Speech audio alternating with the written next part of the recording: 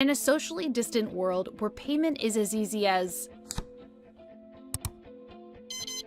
Does cash still hold the same value? Cash is still relevant, but cash is no longer king. Although people in this country and around the world do continue to use cash to purchase things every day, that is decreasing. Although data surrounding COVID's impact on cash has yet to be reported, the pandemic is expected to cause a drastic decline in cash usage due to the risk of contamination. The unprecedented surge in the demand for contactless payment has also shown outstanding performances from major companies offering cashless payment methods like Apple, Square, and PayPal. You're seeing digital payments in this crisis move from being a nice-to-have capability to a must-have essential service. Whether it is credit or debit or prepaid cards or peer-to-peer services like PayPal or Venmo or others, we're seeing a corresponding increase in digital transactions as we're seeing a decrease in the use of cash. So could COVID signal the end of cash in the United States? And can the U.S. really function without physical currency?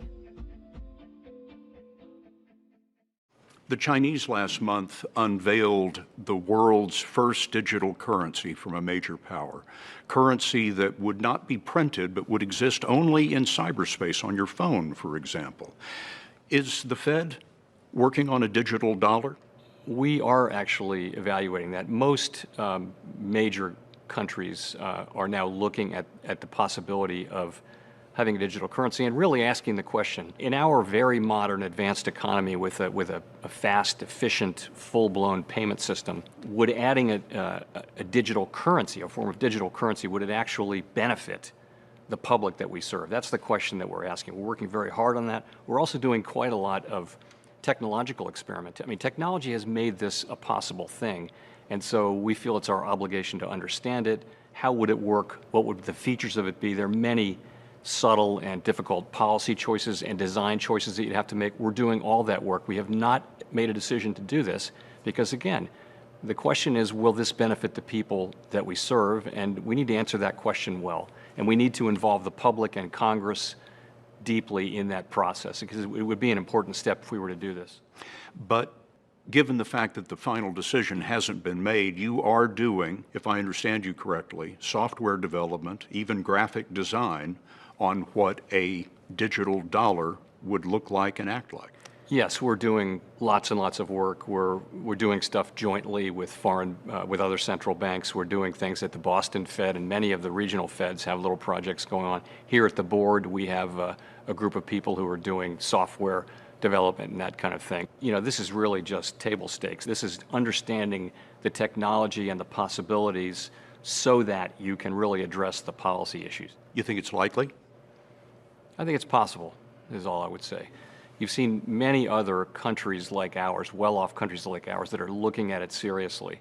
In some of those countries, the use of cash has declined precipitously. That is not the case here. Americans still like to use cash.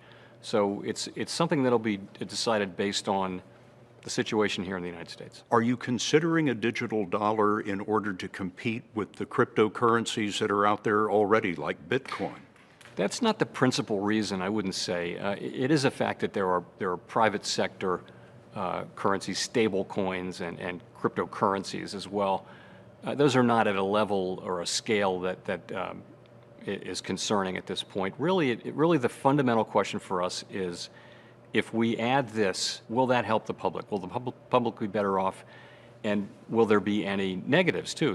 Will that have perhaps unexpected effects in other parts of the financial system that we need to consider in weighing the costs and benefits of this?